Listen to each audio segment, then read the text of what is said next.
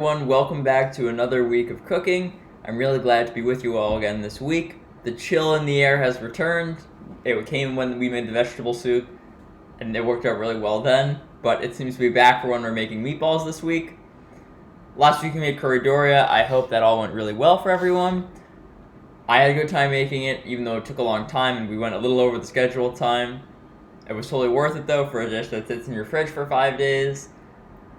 If you're having a really busy week and you want to have something just you can take out and eat over the week, then that dish is the perfect dish for you, as it was for my family this week. But this week we're going to be doing something different. This isn't something that's going to be sitting in your fridge for a while. This is going to be in the freezer as all the other food that we make is. So today we're going to be making meatballs, and we're going to be making 3 pounds of meat worth of meatballs, which is going to give us about 30 medium-sized meatballs, depending on how big we roll them. I don't know about you, but I like medium big-sized meatballs. That may seem kind of vague, but it's not overly large meatballs, but not really small meatballs either. You have to have it just the right size. Because if they're too small, then they're too small. They're not really. They're just too small. And if they're too big, you literally can't eat it in an efficient amount of time. So the correct answer is you have to have it medium large. That sounds kind of weird, but think of it like medium high heat. You don't want to have crazy high heat on the stove, but you don't want to have too low heat on the stove either. Anyway, the ingredients we're going to be using to make our meatballs this week are 3 pounds of meat, beef.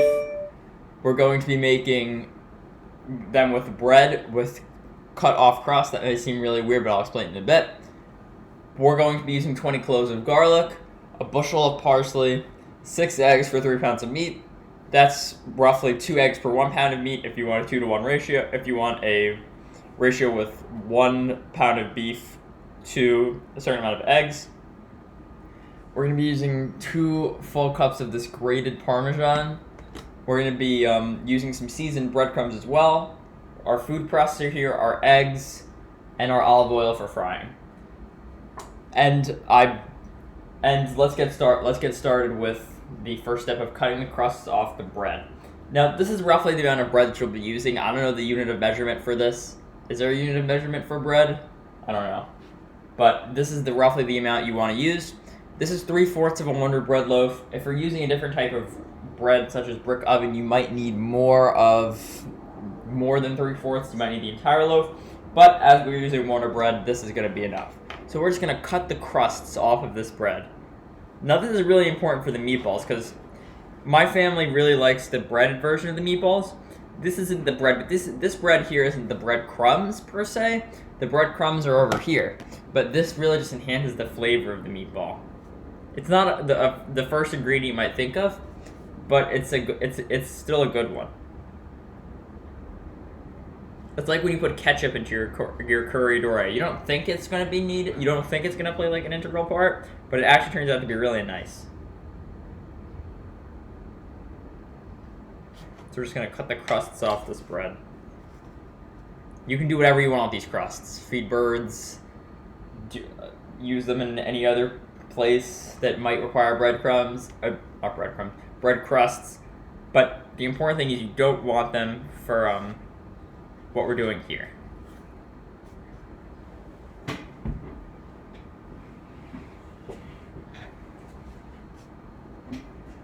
Some people like the crusts cut off their sandwiches. I mean, I'm not really a crust cut off the sandwich person. I don't really mind.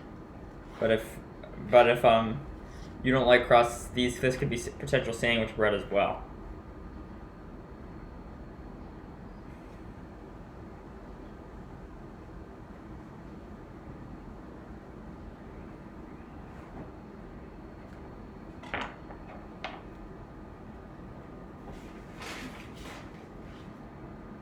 So anyway, the chill in the air has returned, as I was mentioning earlier. It's starting to get cold.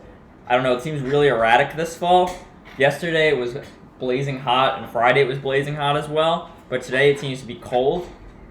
For yesterday it was around 75 degrees, but today it's 51 in the morning. It's 51 degrees in the morning, or when I woke up. So it was kind of crazy. But I mean, that's just fall October for you.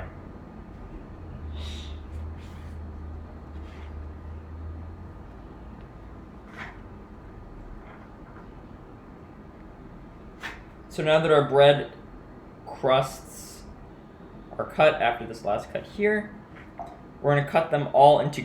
We're gonna cut our loaves into cubes. Oh, there's still some crust here. That's gotta go away. We're gonna cut them into cubes. They don't have to be too big or too small cubes. Just cut them into roughly medium-sized cubes.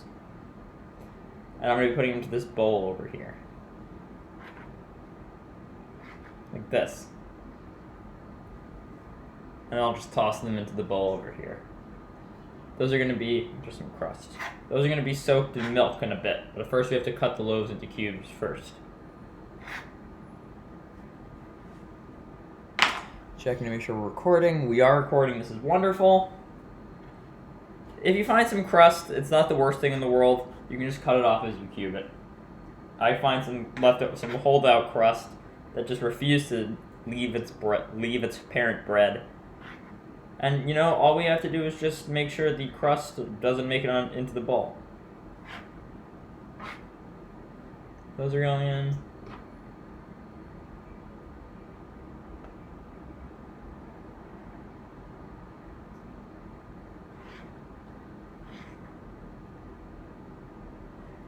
With the Wonder Bread, I'm doing three slices at once for both cubing and cutting the crusts off. But you can do more or less depending on what's safest for you.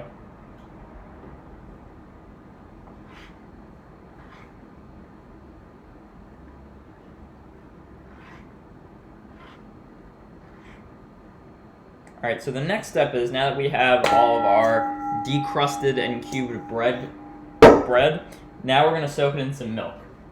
This may seem really weird, but this gives the meatball a nicer taste.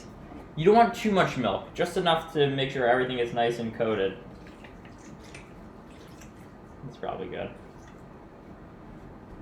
You don't want the excess milk in the meatball, so you're just going to pour that out. So that's why you don't want to use too much. That's why you don't want to use too much milk, because you don't want too much waste. But we'll just leave these to soak for a little while. So now the next step is going to be the food processing, the parsley and the garlic. So this is about 20 cloves of garlic, and this is going in the food processor. You're going to do the garlic and the parsley one at a time. So you're going to first do garlic, then do parsley.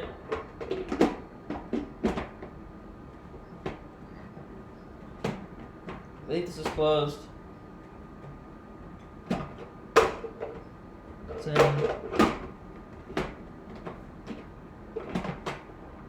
Sorry, I'm just having some trouble with the food processor. This isn't actually my food processor, this is my grandma's food processor. So we're just gonna have to troubleshoot the technical difficulties with the food processor. I'll be back in a second.